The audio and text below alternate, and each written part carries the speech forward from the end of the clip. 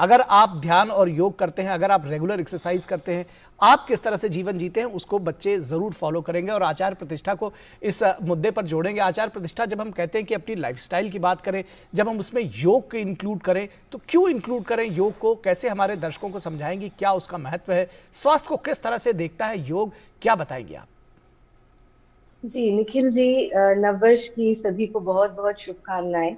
जी। और मुझे लगता है कि नया वर्ष तो हर साल आता है, पर अगर हमारे भीतर कुछ नया न घटित हो तो नववर्ष के कोई मायने नहीं है। हम एक स्वस्थ जीवन व्यतीत करें, और कहा गया कि दुखत्रय निवृत्ति स्वरूपानंद वाप्तिश्च, दुखों से निवृत्ति प्रत्येक मनुष्य चाहता है। और फिर आपने कहा कि पहला सुख निरोगी काया, जी। यानी जब ये तन स्वस्थ होगा तो इसके भीतर एक स्वस्थ मन होगा और आपकी आत्मा उन्नत होगी। और अगर हम वर्ल्ड हेल्थ ऑर्गेनाइजेशन की हेल्थ की डेफिनेशन को भी देखें तो it is wellbeing at the level of body, mind and soul, यानी हम तीनों को समग्रता में जिए। इसके लिए एक सूत्र आता है कि त्रयम एकत्र संयमः, तीन चीजों को संयमित करके हम अपने जीवन को परफेक्टली जी सकते हैं। और वो तीन चीजें क्या है? आपका आहार, आपकी जी। डाइट, जो आप मुंह से भी ले रहे हैं, मन से भी ले रहे हैं। हम्म। दूसरी चीज है आपकी निद्रा, आपकी स्लीप। और तीसरी चीज है आपकी एक्टिविटी, यानी आप फिजिकली कितने एक्टिव रहते हैं, विचारों से भी कितने शांत रहते हैं। योग इन तीनों पहलुओं को छूता है। और जहां बात आती है योग की, तो योग समग्रता में जीना सिखाता है, यानी ध्यान है, प्राणायाम है, आसन है, ये सब योग का अंग है। आहार है, व्यवहार है, आपका डाइट है, स्लीप पैटर्न्स है, लाइफस्टाइल है, ये सब योग के अंतर्गत आता है। और मुझे लगता है कि इससे ज्यादा आपको स्वस्थ रखने का काम और कोई चीज नहीं कर सकती कि हम एक योगमय जीवन जिए, जी। शरीर को स्वस्थ रखें, मन को प्रसन्न रखें और आत्मा को उन्नत करते जाए। जी। अगर आपसे इस चर्चा को फिर से आगे बढ़ाने की कोशिश करें तो कुछ कुछ हेल्दी टिप्स या छोटे छोटे टिप्स आप लोगों को देना चाहेंगी जो योग के जरिए, जो शायद अपने वर्क प्लेस पे कर सकें, बहुत ज़्यादा ओवरलोडेड ना हो। क्योंकि कई बार जब हम योग की बात करते हैं, कुछ लोग ऐसा लगता है उनको कि जी बहुत ज़्यादा वर्कआउट करना पड़ेगा या बहुत ज़्यादा समय देना पड़ेगा।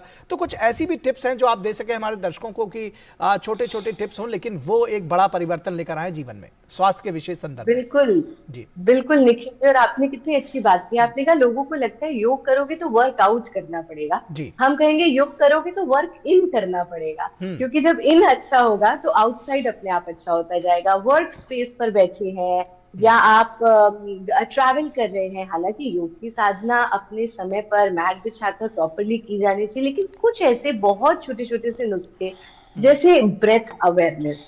सांस तो हम सब 24 घंटा लेते हैं, पर 24 घंटे में कभी ध्यान भी नहीं आता कि सांस ले रहे हैं। और यदि सही ढंग से सांस लेना सीख ले तो आपके मैक्सिमम रोग दूर हो जाते हैं। तो जब भी स्ट्रेस में है, जब भी टेंशन में है, थोड़ी देर आंख बंद कीजिए और जरा लंबा गहरा सांस लीजिए। नासिका से नाभि पर्यंत अपने श्वास के वेग को देखना।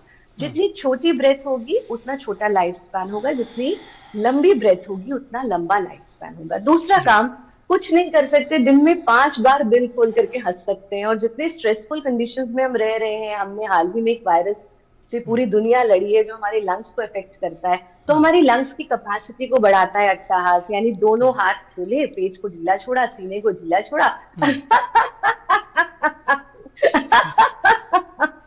इतना भी कर ले। तीसरी चीज कि जब गुस्सा आए, क्योंकि ये एक यूनिवर्सल प्रॉब्लम बन चुका है, जब क्रोध आए थोड़ी देर मौन का पालन कर ले। और अपने एक 2020 का रूल अपना लीजिए कि कुर्सी का मोह छोड़ दीजिए। कुर्सी का मोह बहुत बुरा है, तो हर 20 मिनट बाद कुर्सी से उठिए, वही कुर्सी के आसपास थोड़ा वॉक कीजिए, फिर बैठ करके अपना काम करने लीजिए लगिए। फिर अगले 20 मिनट बाद अपनी आंखों को स्क्रीन से हटाइए, थोड़ी देर ब्लिंक कीजिए 30 सेकेंड, फिर अपना काम करने लगे। तो ये बहुत छोटी छोटी सी चीजें हम अपने वर्क स्पेस पर, हम अपने घर पर ट्रैवल करते हुए सब जगह अपना सकते हैं और योगमय जीवन जी सकते हैं। जी निश्चित तौर पर। जी चलिए, हमारे इस शरीर पर का। आगे आगे आचार प्रतिष्ठा से भी जानने की कोशिश कर सकते हैं कि जी। किस तरह की एक्सरसाइजेज ज़रूरी है, या बल्कि योग किस तरह से मदद कर सकता है इस तरह के की दिक्कतों में, अगर हार्ट की में कोई दिक्कत हो। हालांकि हमारे पास समय लगभग समाप्त हो चुका है आचार प्रतिष्ठा, लेकिन हम आपसे बहुत संक्षेप में जानना चाहेंगे कि मानसिक स्वास्थ्य के लिए किस तरह से योग का उपयोग किया जा सकता है, और साथ ही साथ जो सवाल अभी आया था कि किस तरह से अपने को दुरुस्त रखें अगर हार्ट संबंधी कोई दिक्कत है तो।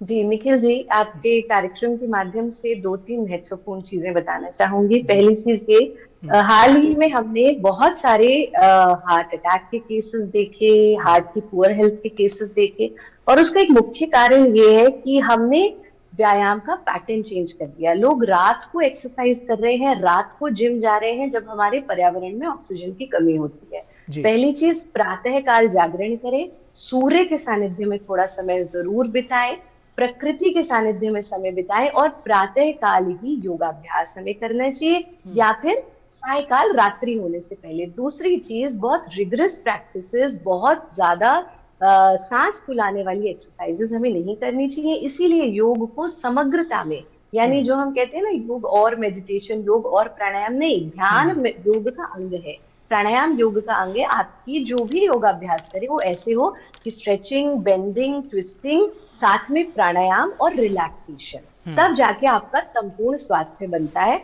और जी। बस नववर्ष पे ये कहना चाहेंगे कि योगी बने, उपयोगी बने, सहयोगी बने, निरोगी बने। योग हमारे डीएनए में है, आज पूरा विश्व बाहें फैला करके उसे अपना रहा है। तो एज भारतीय हमारा ये कर्तव्य बनता है कि हम योग को अपनाएं, संस्कृति की भी रक्षा करें और जी। योग की भी रक्षा करें। जी, निश्चित तौर पर संस्कृति की भी रक्षा करें, योग की भी रक्षा करें। आप तीनों विशेष मेहमानों का बहुत शुक्रिया, आपने इतने इंपॉर्टेंट टिप्स दिए हमारे दर्शकों को।